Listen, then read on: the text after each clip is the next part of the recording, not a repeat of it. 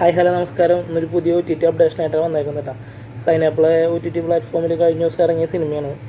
ബിനീഷ് കളരിക്കൽ ആദ്യമായിട്ട് സംവിധാനം ചെയ്ത് 2021 പുറത്തിറങ്ങിയ സിനിമയാണ് പഴഞ്ചൻ പ്രണയം. അതാണ് സിനിമയുടെ പേര്. റോണി ഡേവിഡ് രാജ്, വിൻസി അലോഷ്യസ്, അസീസ് നെടുമങ്ങാട് എന്നിവരാണ് ചിത്രത്തിലെ അഭിനേതാക്കൾ. സിനിമ എങ്ങനെയുണ്ടെന്ന് വെച്ചാൽ വലിയ അത്ഭുതങ്ങളോ അവകാശവാദങ്ങളോ ഇല്ലാത്ത ചെറിയൊരു ചലച്ചിത്രമാണ് പഴഞ്ചൻ പ്രണയം. 1.25 മണിക്കൂർ മാത്രം ദൈർഘ്യമുള്ള ചിത്രം തീർത്തും സാധാരണക്കാരായ ആൾക്കാർക്ക് മനസ്സിലാവുന്ന രീതിയിലുള്ള കഥയും കഥാപശ്ചാത്തലവും പറഞ്ഞു പോകുന്നു. കേരളത്തിലെ ഒരു ഗ്രാമത്തിൽ അച്ഛനും മകനും മാത്രമുള്ള കുടുംബത്തിലേക്ക് വീട്ടുജോലിക്ക് എത്തുന്ന ഒരു പെൺകുട്ടിയും അവൾ അവിടെ ഉണ്ടാക്കുന്ന മാറ്റങ്ങളുമാണ് സിനിമ. കാര്യമായ ട്വിസ്റ്റുകളോ ഞെട്ടിക്കുന്ന അവതരണമോ ഒന്നുമില്ലെങ്കിലും കണ്ടിരിക്കാവുന്ന ഫീൽ ഗുഡ് മൂവി വിഭാഗത്തിൽ ഉൾപ്പെടും ഈ പഴഞ്ചൻ പ്രണയം. പേര് സൂചിപ്പിക്കുന്നത് പോലെ ന്യൂജൻ പിള്ളേരുടെ രീതികളിൽ നിന്നും വ്യത്യസ്തമായി വളരെ പഴഞ്ചനായൊരു ശൈലിയിൽ തന്നെയാണ് ഇതിൽ പ്രണയം പോകുന്നത്. പക്ഷേ പണവും പ്രതാപവും ഉള്ളയാളെ കണ്ടെത്താൻ എളുപ്പമാണെന്നും നല്ല മനസ്സുള്ള ഒരാളെ കണ്ടെത്താനാണ് പ്രയാസമെന്നും പറഞ്ഞ് സിനിമയെ സാധൂകരിക്കുന്നുണ്ട് നായിക. കണ്ണൂർ സ്ക്വാഡ് എന്ന സൂപ്പർ ഹിറ്റ് ചിത്രത്തിലേതുപോലെ റോണിയും അസീസ് നെടുമങ്ങാടും ചേർന്നുള്ള രംഗങ്ങൾ നിരവധിയുണ്ട് സിനിമയിൽ.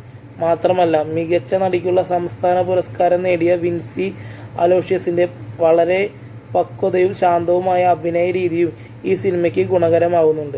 ദാരിദ്ര്യത്തിൻ്റെ അങ്ങേയറ്റത്ത് നിൽക്കുമ്പോഴും അമ്മയ്ക്കൊരു സാരി വാങ്ങിക്കൊടുത്തപ്പോൾ അത് നോക്കി സന്തോഷിക്കുന്ന അമ്മയെ ചുമര് ചാരി നിന്ന് കണ്ണിറയെ കാണുന്ന മായ എന്ന പെൺകുട്ടിയെ അതിഭാവുകത്വം ഏതുമില്ലാതെ വിൻസി കൈകാര്യം ചെയ്തിട്ടുണ്ട്.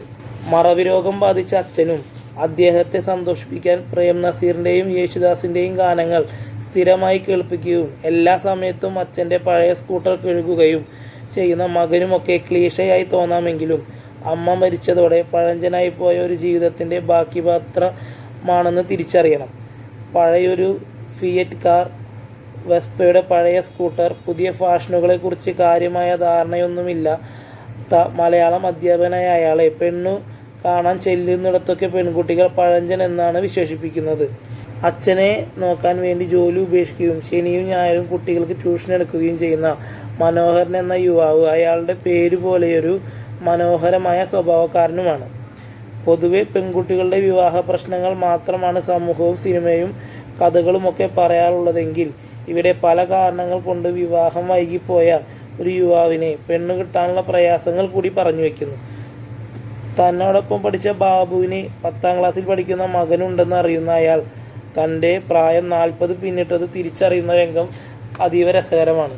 പ്രായം 25 ആയിരുന്നപ്പോൾ സുന്ദരിയായ ഒരു പെൺകുട്ടിയായിരിക്കണം ഭാര്യ എന്ന് വിചാരിക്കുന്ന പുരുഷൻ 30 കഴിയുമ്പോൾ ചിന്തിക്കുന്നത് നല്ല സ്വഭാവമുള്ള പെൺകുട്ടിയെ വിവാഹം കഴിക്കണമെന്നാണ്. അതേ ആളുടെ പ്രായം 35ഉം 40ഉം ഒക്കെ എത്തുമ്പോൾ ഏതെങ്കിലും ഒരാൾ ഭാര്യയായാൽ മതിയെന്ന ചിന്തയിലെത്തുമെന്ന് നായകൻ പറയുമ്പോൾ അത് വിവാഹം കഴിക്കാൻ വൈകുന്ന മനസ്സാണ് ചിത്രീകരിക്കുന്നത്. യോഗ്യതകളൊക്കെ ഉണ്ടായിട്ടും അയാൾക്ക് വിവാഹം കഴിക്കാൻ പെൺകുട്ടിയെ കിട്ടാത്തതുപോലെ നല്ല വരികൾ എഴുതിയിട്ടും അയാളുടെ കവിതകളൊന്നും പ്രസിദ്ധീകരണങ്ങൾ വെളിച്ചം കാണുന്നുമില്ല. എഴുതിയാൽ പ്രസിദ്ധീകരിക്കണമെന്ന് എന്തിനാണ് നിർബന്ധമെന്ന മായുടെ ചോദ്യത്തിന് തങ്ങൾ എഴുതിയത് ആരെങ്കിലുമൊക്കെ വായിക്കുമ്പോഴുള്ള സന്തോഷമല്ലേ വലുത് എന്ന മറുപടി ഭൂരിപക്ഷം പേരെ പോലെയും മാഷിനുമുണ്ട്.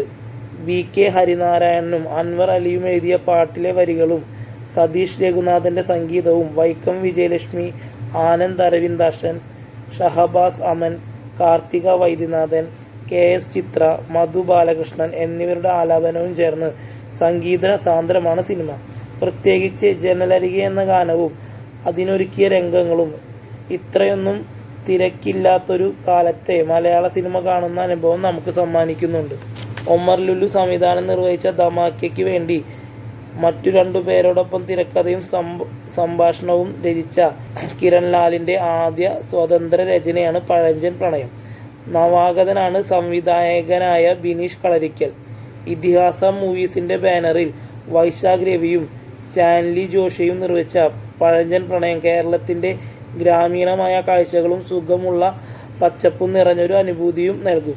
എനിക്ക് പടം കണ്ടപ്പോൾ ഒരു ആവറേജ് പടമൊക്കെയായിട്ട് തോന്നിയിട്ട് എനിക്ക് ഇഷ്ടപ്പെട്ടു. ഒരു ചെറിയൊരു എന്താ പറയുക ഫീൽ ഗുഡ് മൂവിയാണ്. ഇപ്പോൾ സൈനാപ്പിളെ OTT പ്ലാറ്റ്ഫോമിൽ പടം ഉണ്ട്. കുറച്ച് ദിവസം മുന്നെയാണ് വന്നത്. അപ്പോൾ എല്ലാവരും കാണുക, അഭിപ്രായം പറയുക. Okay, bye.